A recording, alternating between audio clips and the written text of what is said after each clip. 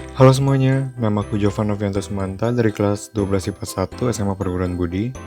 Jadi di video kali ini aku akan ngasih kalian materi pertama di kelas 12, mata pelajaran seni budaya. Jadi materi pertama di kelas 12 IPA maupun IPS itu adalah seni rupa. Dari seni rupa ini kita kupas dulu definisinya. Oke, definisi seni rupa. Seni rupa merupakan sebuah cabang seni yang mengapresiasikan pengalaman artistik manusia ke dalam sebuah bentuk dan dapat dinikmati dalam jangka waktu yang lama. Maksudnya, seni rupa ini suatu seni yang mempunyai bentuk fisik dan dapat dinikmati fungsinya maupun keindahannya. Itu bisa dibagi lagi menjadi terapan dan murni.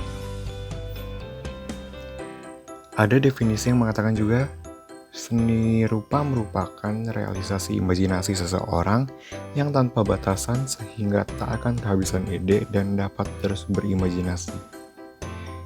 Jadi imajinasi di sini direalisasikan melalui sebuah karya seni rupa. Oke, kita lanjut ke fungsi seni rupa. Fungsi umum dari seni rupa dulu. Fungsi umum yang pertama, memberikan keindahan yang dapat dinikmati secara luas dengan penilaian yang berbeda. Maksudnya, memberikan keindahan itu kita dapat menikmati karya seni rupanya secara luas dengan penilaian yang berbeda. Karena karya seni rupa pun dibagi menjadi beberapa jenis lagi. Ada yang 2 dimensi, ada yang 3 dimensi, ada yang terapan, ada yang murni. Jadi penilaiannya pun berbeda-beda. Kedua, menyampaikan nilai-nilai budaya dan ekspresi seniman.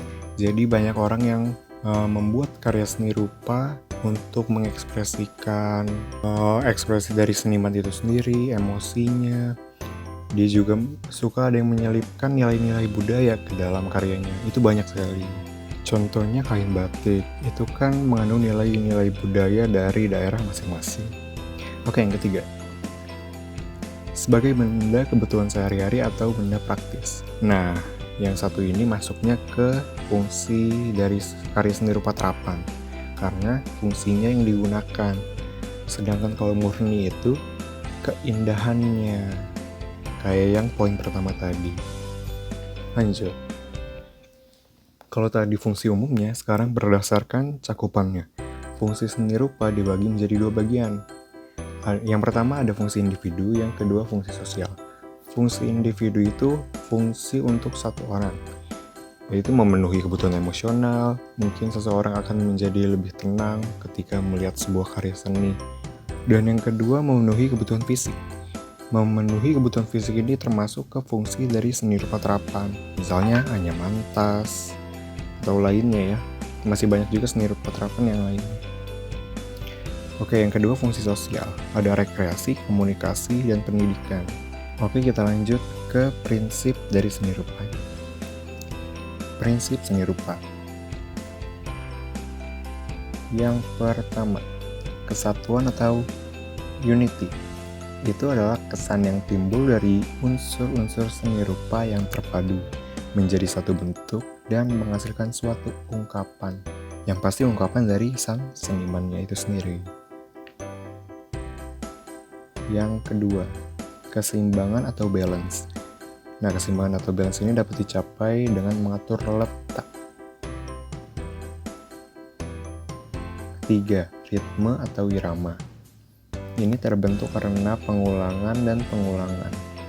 Bisa dibuat melalui warna, bidang, bentuk, ataupun tekstur. 4. Penekanan atau aksen.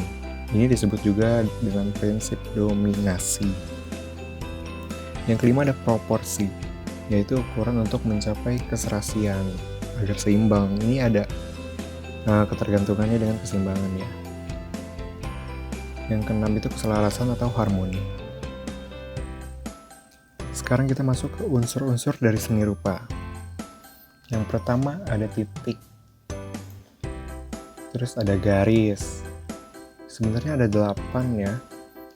Yang ketiga bidang, keempat bentuk, dan yang kelima ruang, keenam warna, ketujuh tekstur, yang terakhir adalah gelap terang.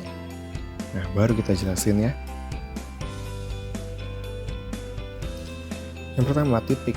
Titik adalah unsur seni rupa yang paling dasar. Titik dapat melahirkan suatu wujud dari ide-ide atau gagasan, yang kemudian melahirkan garis, bentuk, atau bidang. Jadi dasarnya itu dari titik ya. Terdapat sebuah teknik lukis yang menggunakan kombinasi warna, titik, dan ukuran, yang biasanya kita sebut sebagai pointillisme. Nah, kita lanjut ke garis. Garis adalah gabungan dari berbagai titik. Menurut jenisnya, garis dapat dibedakan menjadi garis lurus, garis lengkung, garis panjang, garis pendek, garis horizontal, garis vertikal, diagonal, berombak, putus-putus, spiral, dan lain-lain. Ada yang beranggapan bahwa garis itu adalah perpaduan sejumlah titik yang sejajar dan sama besar. Jadi terlihat menyatu, jadi punya dimensi dan jadi punya arah. Selanjutnya adalah bidang. Bidang adalah perkembangan garis yang membatasi suatu bentuk, sehingga membentuk bidang yang melengkapi dari beberapa sisi. Bidang mempunyai sisi panjang dan lebar, serta memiliki bentuk. Jadi bidang ini adalah perpaduan dari garis-garisnya, yang saling bertemu ujungnya.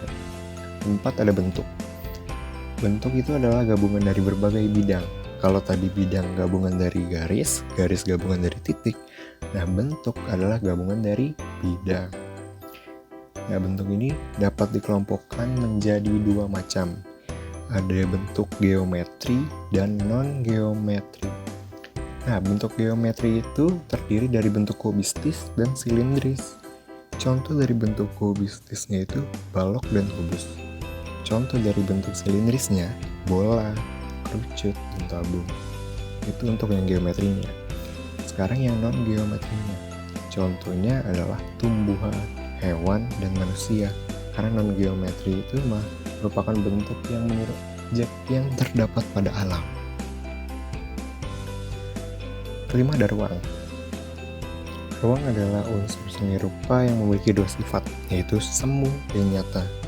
Dalam karya 2 dimensi, ruang bersifat semu, sementara dalam karya 3 dimensi, ruang bersifat nyata. Oke, lanjut ke yang keenam, warna. Warna membuat karya seni menjadi lebih hidup dan ekspresif. Banyak seniman yang menggunakan perpaduan warna agar kelihatan lebih menarik, mencolok, lebih kreatif itu tadi. Berdasarkan teori warna, terhadap cahaya terdapat 7 spektrum warna. Warna itu sendiri dibagi-bagi, ada warna primer, sekunder, tersier, dan komplementer. Warna primer itu warna-warna pokok. Nah, warna sekunder itu adalah warna-warna campuran dari warna primer. Sedangkan warna tersier adalah warna campuran dari warna sekunder tadi. Oke, kita ke tekstur sekarang. Tekstur adalah sifat dan keadaan permukaan bidang pada suatu karya.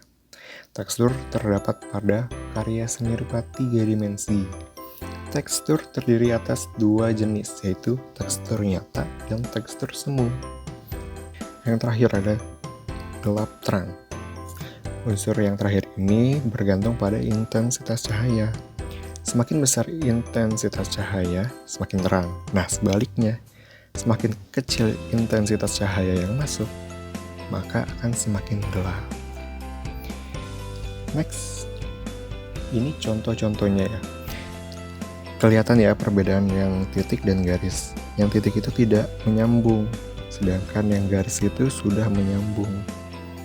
Berarti titik-titik yang digunakan sudah sangat padat sehingga dapat dibilang suatu garis. Ada bidang, bentuk, ada ruang, warna, tekstur, gelap terang. Ini contoh-contohnya aja. Tekstur itu ya, kita bisa lihat ada tekstur tanah, tekstur daun, tekstur dinding. Oke, lanjut. Nah, ini salah satu contoh dari karya seni 2 dimensi. Ini adalah lukisan Mona Lisa, karya Leonardo da Vinci. Mona Lisa ini dikenal sebagai lukisan yang terlihat sangat nyata.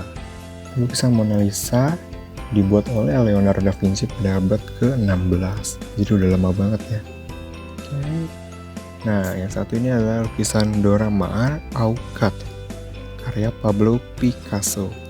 Lukisan dari Dora Maar Aukat ini diakui oleh Pablo Picasso terinspirasi dari hubungannya dengan seorang perempuan yang bernama Dora Maar ini, yang akhirnya dijadikan nama dari lukisan ini sendiri.